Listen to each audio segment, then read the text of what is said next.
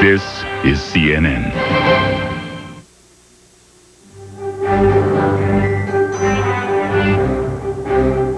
Hello everybody, I'm Molly McCoy. On the menu is coming up first. Here's a look at the hour's top stories. Smoke wafts today from smoldering ruins in parts of Los Angeles racked by 3 days of riots. 44 people were killed and nearly 2,000 others injured in the rampage sparked by the Rodney King verdict. Today, businesses throughout the city remained closed as police and National Guard troops patrolled uneasy streets. CNN's Ann McDermott reports. It was quiet this Saturday morning. Oh, sure, there was still smoke, but very little fire, and most of the looters had gone away. All that was left was the mess. I feel devastated, I feel mad, I feel angry, I feel ashamed. But people joined together for the cleanup. People from rich neighborhoods together with the poor. There's a grand canyon between the haves and the have-nots, and it's about time to start narrowing them. Many agreed, though, that it might have been much worse, if not for the thousands of police and National Guard troops who spent the night patrolling the curfew-cleared streets. If we didn't have them, we would have lost a lot of homes. But new difficulties seemed to loom. With so many stores and businesses closed, buying gasoline, even groceries, was not going to be easy. Some store owners wanted to reopen only when all the trouble was over. However, police officials weren't sure when that might be. But at least, they said, the situation had calmed down considerably since those days of rage first erupted. Ann McDermott, CNN, Los Angeles. Reaction to the King verdict has been violent across the country. Fights between blacks and whites, incidences of arson, looting, and battles with police have taken place in several cities. In Seattle, at least 150 young people roamed the downtown area last night, attacking bystanders, throwing rocks and bottles, breaking windows, overturning cars. The mob formed after an interracial demonstration by about 500 people ended peacefully. A spokeswoman for the mayor's office says most of those involved in the unrest were white. Police arrested about 115 people by dawn. In Atlanta, a cleanup is underway today after a second straight day of violence. Yesterday afternoon, police fired tear gas into a crowd of black protesters who struck back by tossing rocks and bricks. Police say they arrested 67 people at Clark Atlanta University. At least 22 people were treated for injuries. A young man armed with a shotgun and a rifle took a California high school hostage yesterday. When the ordeal was over, 4 people were dead. As anxious parents waited, hostage negotiators tried to talk the gunman into giving himself up. At different points, he released some of his 80 hostages for pizza and pain medication. After 8 hours, the 20-year-old gunman surrendered last night. That is when police found the bodies of 3 students and a teacher. As many as 10 students were wounded. Police have no firm motive for the takeover, but school officials say the gunman attended the Lyndhurst High School in Olivehurst 4 years ago, received a failing grade, and withdrew. The crackle of gun and artillery fire ripped through the streets of Sarajevo today.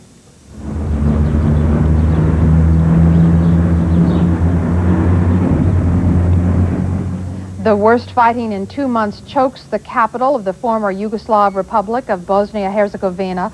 The Serb-led Yugoslav army says full-scale war broke out in the republic just hours after talks mediated by the European community collapsed. While both sides report many deaths, an EC spokesman also says Serbian troops have killed an EC monitor from Belgium. Former Arkansas Congressman Wilbur Mills died this morning. Doctors say Mills was rushed to an Arkansas hospital and given emergency treatment for cardiac arrest. Doctors say they were unable to revive Mills. The former congressman was first elected to the House in 1939. For nearly 2 decades, he headed the powerful House Ways and Means Committee. Wilbur Mills was 82 years old. That's a look at some top stories on the menus coming up when CNN Weekend continues.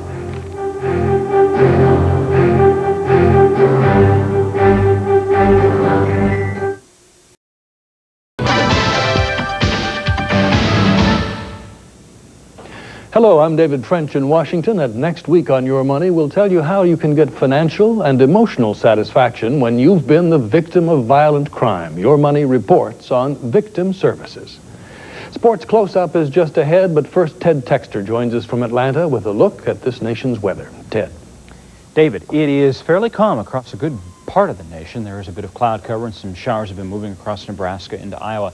That same front could touch off some heavier weather later on throughout the afternoon and evening hours. Watch boxes out now in most of Ohio and on up to the north upstate New York. Could see some severe weather there throughout the late afternoon hours. Back across the balance of the nation, lots of sunshine and fairly mild temperature readings as well. Overall, a little cooler than yesterday through the nation's midsection, where it went up into the 90s and 100 degrees in some spots. Today, cooling off, and it looks like we'll only hit some 70-degree marks throughout most of the upper Midwest into the Plain States. Here's what's going to happen through the day tomorrow. The forecast weather map looks like this. This is CNN.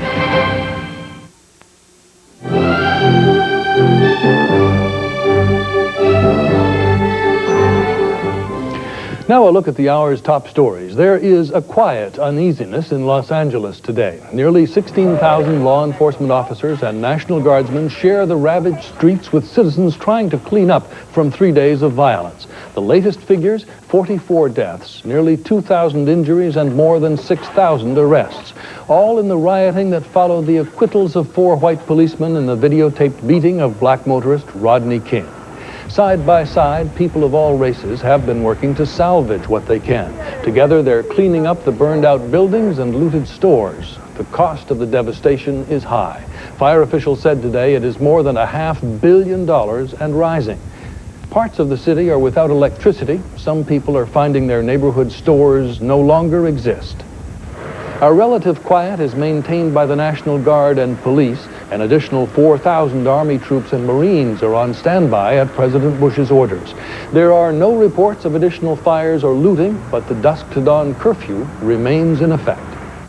Meanwhile, Rodney King says there will be another judgment day for the 4 policemen acquitted in his beating. In an interview in today's Los Angeles Times, King claims the officers lied at their trial. King says, "I feel hurt. And he said, very hurt." Officer Lawrence Powell lied from the time he stepped on the stand. Each one of them lied, he said. King says the truth will win out about what happened March 3rd, 1991, the night he was arrested after a high-speed chase. King has filed a civil suit against those officers. Meanwhile, there has been more violence in other cities following the King verdict. In Seattle, about 150 youths attacked bystanders and smashed windows last night after an interracial demonstration. At Iowa State University, police used tear gas to break up a crowd of nearly 8,000 people. Police say the disturbance was not originally racially motivated, but some fights pitted blacks against whites. New York police report 13 serious incidents of violence with 116 arrests and 17 reports of injury. And more arrests in Atlanta as police tried to break up a demonstration. 22 people were hurt following an exchange of bricks and tear gas. Former Arkansas Congressman Wilbur Mills, the longtime Powerful Committee chairman toppled by scandal, died today. He was 82. He collapsed at his Arkansas home after suffering an apparent heart attack.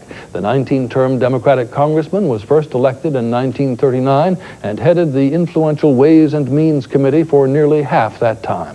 But his enormous influence eroded after a 1974 scandal when police stopped his weaving car. Inside was a stripper, Fanny Fox, who tried to escape by diving into the tidal basin. Mills sought help for his alcohol problems and retired 2 years later. Stay with CNN Weekend. Sports Closeup is just ahead.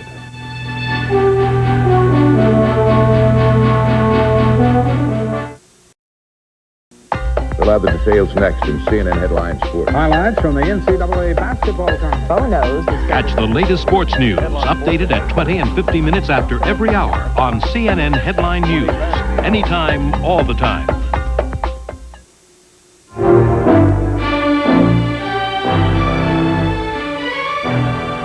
A teacher and 3 high school students are dead following a hostage-taking at their Northern California school. Throughout yesterday's 8.5-hour ordeal, family members agonized outside the Lyndhurst High School in Olivehurst, about 40 miles north of Sacramento.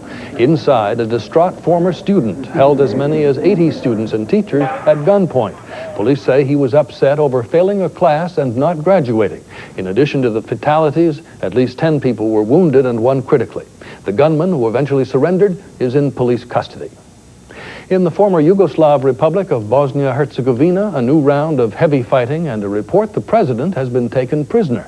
Today's violence represents the first time the Serb-backed army has taken part in battles with ethnic Croatians and Muslims inside the capital of Sarajevo.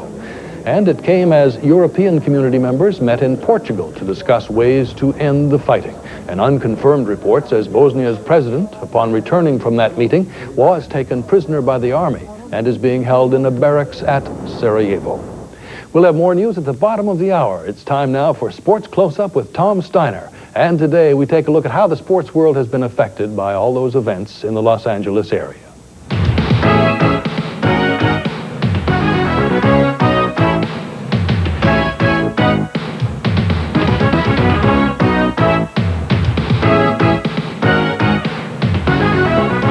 This is CNN Sports Closeup with Tom Stinar.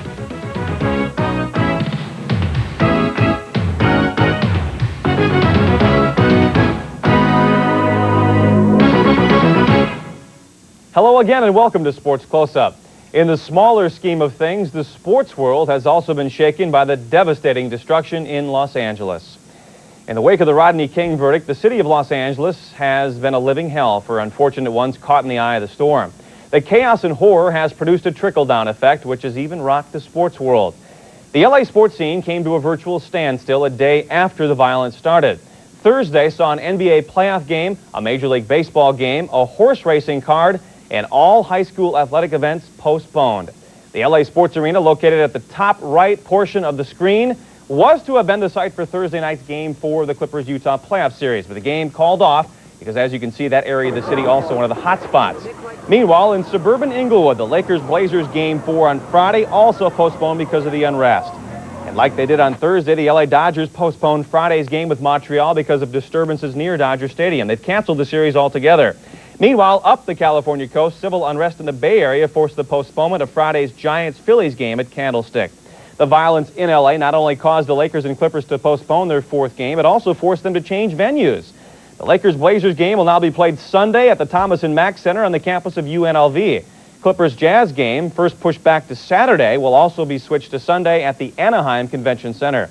All the chaos has made it tough on the players and coaches to keep their head in the game and concentrate on the job at hand when LA is suffering through its worst riots since Watts back in 1965.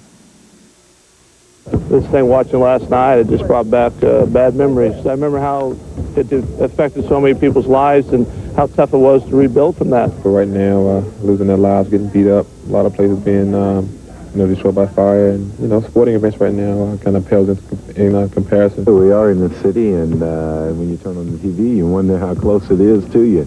We're really much amazed at how so many fires have been set and the looting. I mean, it's sort of like a situation you see in the Philippines or some other places, other countries besides the United States. Hopefully they understand what their job is, and that's what we've always tried to teach them from day one, that there are going to be distractions in this league, whether it be during the day or during the game.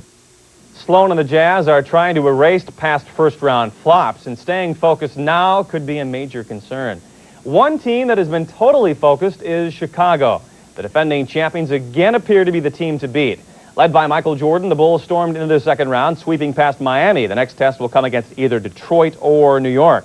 One of the second-round series is all set. Cleveland, into the second round for the first time in 16 years, meets Boston, which has won 11 straight, all without Larry Bird.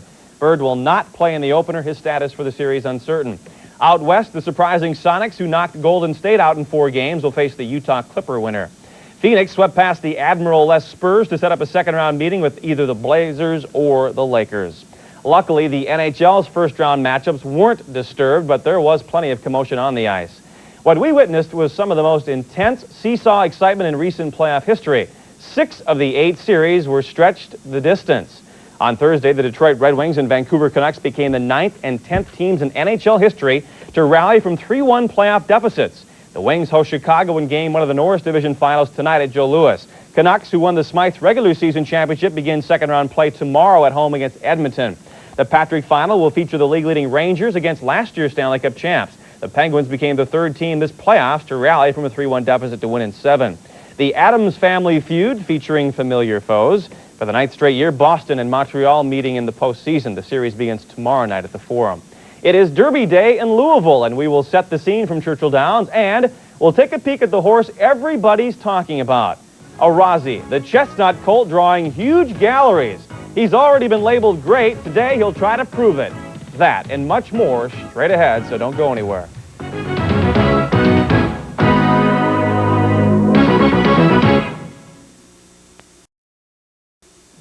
Welcome back to our show. The first Saturday in May means one thing: thoroughbred racing at the world's most famous track. Churchill Downs will again be buzzing today for the annual Run for the Roses. No European horse has ever won the Kentucky Derby, but that could change this afternoon. French-based Arazi has piqued the curiosity of racing fans with his style, grace, speed, and endurance. He's even drawn comparisons to some of the all-time greats. And as Nick Charles reports, the 118th Derby could be a race for second place. In sports, as in life, any great achievement begins with great expectations. And this 3-year-old colt has definitely whetted our appetites. This is Arazi, and just based on his advanced billing and that gleaming chestnut coat, why, for a moment, this could be 1973, when at this same storied racetrack, a luminous star called Secretariat blazed across the racing universe and exploded to prominence in the Kentucky Derby. This was a horse for the ages: aristocratic elegance, rippling power, blinding speed. And Secretariat seemed to run only against himself. He thrilled a nation. And now, 19 years later, another flashy chestnut is poised to become legendary, helped by the unvarnished truth that he can run like a streak of lightning and that we all love a hero. A lot of people will ask me, have you ever had a horse like Arazi before? And I says, no, no one has. Arazi has swaggered across continents and racetracks, done everything asked of him, and done it easily. Now the Kentucky-born, French-raced colt returns to his roots, ready to rout the opposition as a staggering favorite in Saturday's Kentucky Derby. This is a horse with an almost mythical reputation that precedes him. Horses just don't race on grass in Europe and then come to Kentucky and win the biggest race in America. But 6 months ago, on this same Churchill Downs racetrack, Arazi, fresh off 5 straight wins in France, rumbled up like a freight train alongside the best 2-year-olds in America and then blew them away with a tremendous move down the stretch. He then had surgery to remove bone chips from both knees, flew back to France, won the only race he ran all spring, and now, like a giant striding across the land, is back with an appeal bordering on mystique, but branded by unmistakable accomplishment, which begs the question of those around this horse that's done everything but sprout wings, if they're surprised 18 others will bother to show up Saturday. Je comprends très bien qu'ils veulent courir. No, he's not surprised. He thinks that people only saw him race well once, so they might still have doubts. It's not like Secretariat. Not yet, anyway. But mornings at Churchill Downs are threatening to eclipse media day at the Super Bowl, now that Arazi's arrived. Good horses especially are the most wonderfully noble creatures. They aren't prima donnas. They give you everything they have. And Arazi is all of that. But the feeling around here is he'll be much more, beginning Saturday, when he removes any lingering doubt and begins to grow into a legend in the Kentucky Derby. Nick Charles, CNN, Louisville. Arazi is seeking to become the first favorite since 1979 to wear the rose blanket. His race jockey, Pat Valenzuela, is so confident he's guaranteed victory. The mantle of greatness has already been bestowed on Arazi, and now it's time for him to prove it. CNN's Nick Charles sets the scene from Louisville and tells us about the top challengers seeking to pull a fast one on the European super horse. In the serenity before dawn, it's easy to dream about winning the Kentucky Derby. But the glaring reality in the light of day is that this year, this horse Arazi has threatened to turn this Derby into a rout. If Arazi's going to dazzle then devour this field, why then are 18 others taking him on? The answer is this is still the most important race in America to win.